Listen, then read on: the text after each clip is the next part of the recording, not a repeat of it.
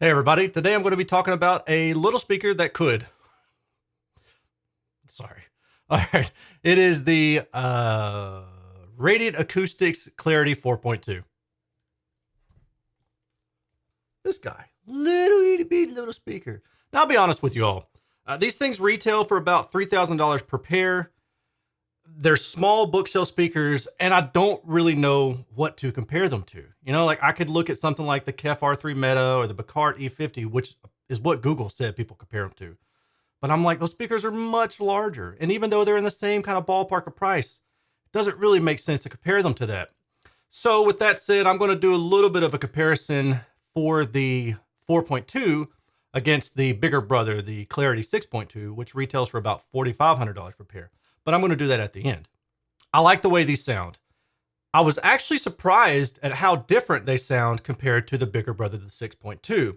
I thought the 6.2 and the 4.2 would sound very similar. Why would I think that? Oh, I mean, because they're pretty much the same speaker, just scaled down. But there's one thing that's really noticeable about the differences between the two speakers, aside from the size of them. That is the tweeter. Both of these use an AMT tweeter. And as far as I can tell, and I don't know this, but as far as I can tell, they look like they're probably the same AMT tweeter, maybe just different sizes. But the thing that stands out when you look at these two graphics between the 4.2 and the 6.2 is that the 4.2 has a different waveguide than the 6.2.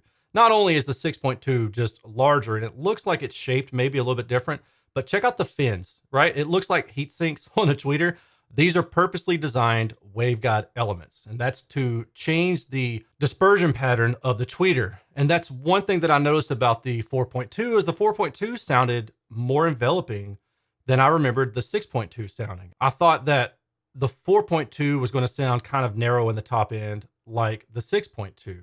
And even though it did, like in the upper registers, at least according to the data, through the mid-range, the 4.2 is definitely more enveloping. I like that.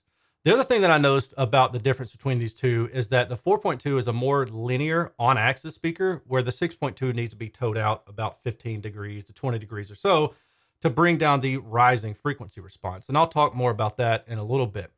The overall tonality of the 4.2 is much to my liking. It's a very neutral speaker. Now, when you look at the frequency response, there are going to be some deviations that we see and a couple areas that I call out to kind of nitpick because, hey, if I didn't nitpick stuff, I would suck as a reviewer. I would just be like, oh, everything's good.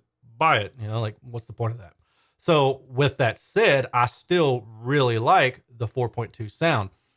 The 4.2 is designed for smaller rooms. You don't buy the 4.2 for a standard medium-sized living room space. And I spoke with somebody who had some insight into this particular design. And I said, who is this really marketed for? And the thing that came up was, well, yeah, in the US, you guys tend to have larger rooms, but in Europe, the rooms tend to be a little bit smaller. And what we wanted to do was we wanted to build a speaker that is designed for good linearity, good off-axis dispersion, but also good SPL levels, even though you're listening in a smaller room. And I said, okay, well, that makes perfect sense. But that kind of leads me back to, man, what the heck do I compare this to? And if you know of something that I can compare this directly to, leave it in the comment section below, because I'm racking my brain and I've got nothing other than the stuff that Google is telling me, which doesn't make sense. Bacart E50, Kef R3 Meta, like those things are big speakers. Doesn't make sense to compare them to it.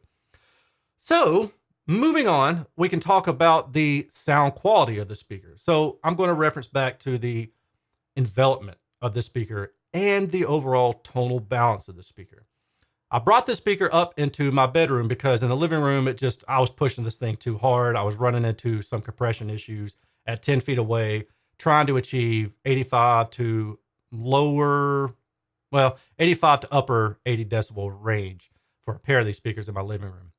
And my living room's wide open floor plan, so it doesn't really make sense for the 4.2 to go there. So I brought it up to my bedroom. There's smaller space, more walls, and I listened to it there. And I really like the sound of the speaker. It does a very good job with vocals overall, cymbals, highs, saxes, all that stuff is really good and nice. Nothing really jumps out at you and tears your ear off, but nothing sounds so subdued that you really miss it. And again, I'm going to talk about a few nitpicks later, but these are nitpicks, so just kind of keep this in mind. The bass extension on the speaker is really nice, but there's a cost. To get down to 40 hertz like this speaker does in room, you're going to have to give up something, and most likely that's going to be sensitivity, and sure enough, that's where this speaker gives up something. Sensitivity on this speaker is rated about 78 decibels, and I measured it 78.5. Now, the bigger, that means you're going to need a decent bit of power. And I would say for a smaller to low-sized, medium-sized room, you're probably going to want about 100 watts. The website says the recommended amplifier power is about 60 watts, and it says the maximum recommended is about 200 watts. So I think 100 watts is going to kind of put you in that safe zone. So now let's talk about the data, but before we do that, I want to give you an idea of what the speaker is going to sound like and how it's altering the original sound. So, sound clip.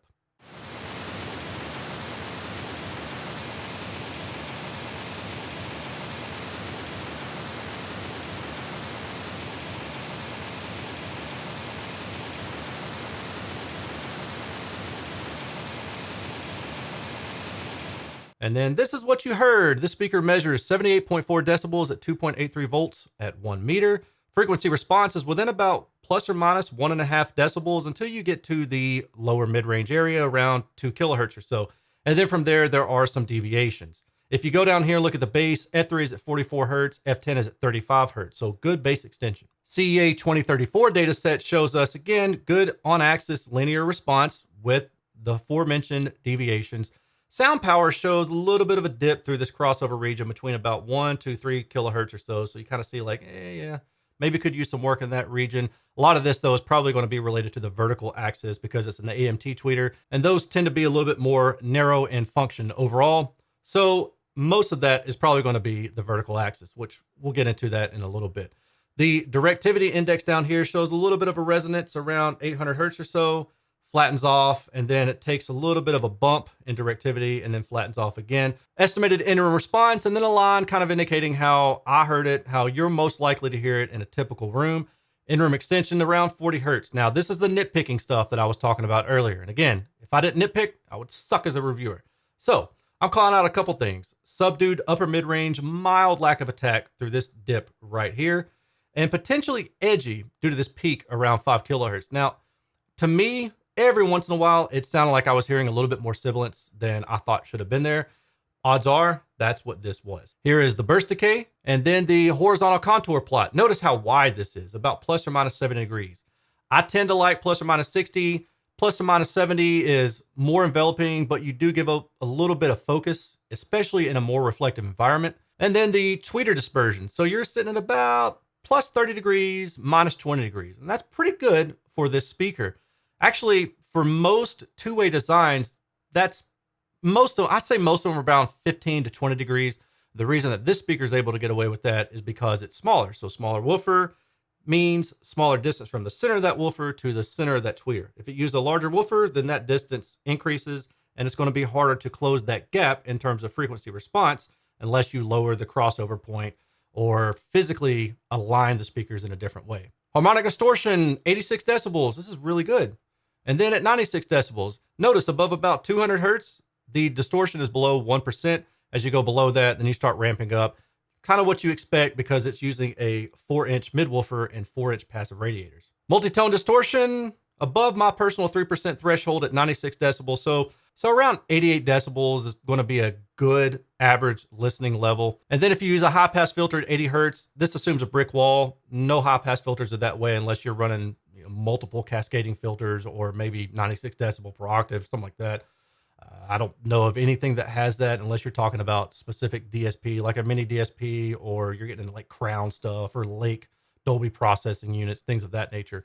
Still, you do have a little bit of a bump in the upper mid-range, and that's probably going to stand out to you as being a little bit grainy, a little bit compressed. Speaking of compressed, dynamic range on this speaker is limited. When I was running this testing, I could definitely hear that it wasn't going to hit 102 decibels at 1 meter, or that was going to be significantly lessened in terms of dynamic range capability. So 86 decibels, not a problem. When you get to 96 decibels, the woofer starts to give up some, and then 102 decibels, this purple is way down here somewhere. The impedance, no resonant issues in the impedance plot. That's a good thing. So the thing about the speaker is that it's built like a freaking tank.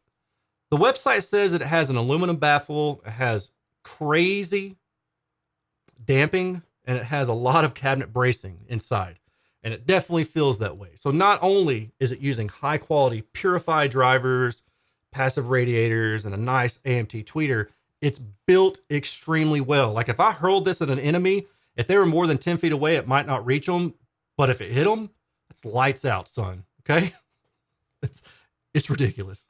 Now let's talk about a straight comparison between the 4.2 and the 6.2. As I said earlier, the 4.2 retails for about $3,000 per pair. The 6.2 retails for about $4,500 per pair. This is the 4.2 CEA 2034 data set, and then the 6.2. So you notice the 6.2, if you look at the mid-range, right? And then you look at the high frequency, you got about plus 3 decibels or so in the high frequency compared to the mid-range. If I go back to the 4.2, the 4.2 is more in line overall. Now, this is one area where I thought, hey, why do they sound different? I expected they would sound the same. I thought I was getting a 6.2 just in a smaller package, itty bitty living space. Turns out that's not the case. There's a reason for that. Hang on. This kind of gives us a better look at what's going on. So the linearity of the 4.2 and then the 6.2. So you can see the 6.2. Yeah, sure enough, it's rising in amplitude as it goes from mid-range to higher frequency area. This is one reason why it helps to take the 6.2 and tow it off axis, like about 15 degrees or so, like this caption is showing. If you do the same thing with the 4.2, you're going to lessen the high output. And if you put the 4.2 against the wall and you fire it straight out into the room, like this graphic shows, you're going to lose a lot of the high frequency detail and information up there. So don't do that. This 4.2 is much better used directly at the listener or maybe about 10 degrees away from the listener, like at each shoulder, something like that. The horizontal contour plot of the 4.2, which we just saw, plus or minus 70 degrees at the mid-range and even going up higher through the mid-range into the treble region. I mean, it's really wide, very spacious and enveloping. And if we look at the 6.2, 6.2 is different.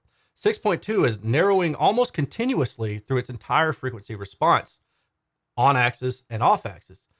The thing is that you take this narrowing of the whole entire sound field and you combine it with this increasing response, then what you get is a more neutral in-room response. Whereas with the 4.2's more neutral response, anechoic, combined with its broader radiation, you get a still more neutral in-room response. So there's all sorts of different ways to target how you want a speaker to sound. So you can change the dispersion pattern, you can change the on-axis linearity, you can do all sorts of different things and have different sounds. If we look at the vertical contour plot, we can see that the 4.2 has a little bit more room for error than the 6.2. Now, the estimated in-room response of the 4.2 versus the 6.2. So the 6.2 actually looks a little bit more linear, just kind of depending on what area you're talking about. Now, the 6.2 could sound a little bit more boxy, whereas the 4.2 may sound a little bit less intelligible, a little bit less clarity in dialogue, a little less attack sound in this upper mid-range, okay? But I want to call out the difference in how these trend lines are going. So I've overlaid them here. In blue, we have the 4.2's trend line. In red, we have the 6.2's trend line. Now notice that the red 6.2 is more shallow.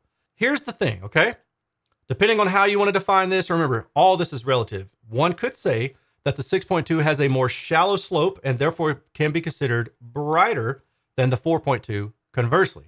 The 4.2 may sound darker than the 6.2.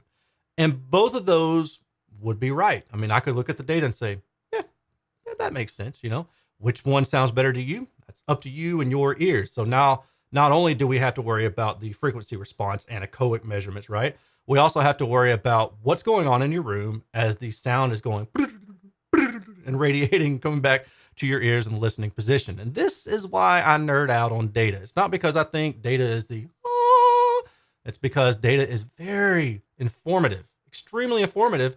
And if I have enough of it, then I can tell you, hey, you like this sound? This is what you're probably going to wind up buying and enjoying the most. Dynamic range of the 4.2 and then the 6.2. 6.2 has more dynamic range. Multi-tone distortion of the 4.2 and of the 6.2. 6.2 has lower distortion. And that's it for this review. If you have any questions, comments, or concerns, let me know in the comment section below. As I said, I would be interested if you can come up with a direct competitor to the 4.2.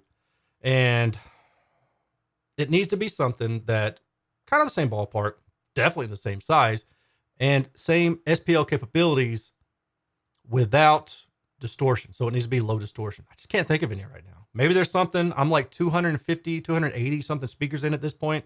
Maybe something slipped my brain. I just can't think of any. If you like what you see here and you would like to support my channel, first of all, I would freaking love that. I don't take ads. I don't do sponsorships, and I just don't. Okay. I won't get into why. I just don't. So the way that I generate income and revenue by doing these reviews is a few different ways. YouTube, ad revenue. Alternatively, you can join me at patreon.com/Erin's Audio Corner. Behind the scenes information. You can support what I'm doing. You can vote in polls, and there's just stuff that I like to give back to the community with that way. And that's kind of a perk for you directly supporting what I'm doing. In an indirect manner, you can use any of my generic affiliate links in the description section below and even in the pinned post. Now, what that means is, let's say you've got to get socks from Amazon or you're ordering a new camera from Amazon, okay? You go, oh yeah, Erin has this generic affiliate link. I'm going to click that link, and then I'm going to go buy whatever it is. I'm going to type in whatever it is, and we'll go buy that. That earns me a small commission at no additional cost to you. Same thing with Crutchfield or AudioVice. You want to go buy a TV or you want to buy speakers from them, just click the generic affiliate link, go buy whatever it is, and I'll earn a small commission. Now, I think you have to have cookies enabled. And I didn't learn this until about 6 or so months ago, so that matters apparently too. If you don't mind doing that, I certainly appreciate it. And that really helps me. And that just helps me out. It just helps me out. I appreciate it. That all said, thank you for taking the time to watch this video. I will talk to you all later. Take care. Peace.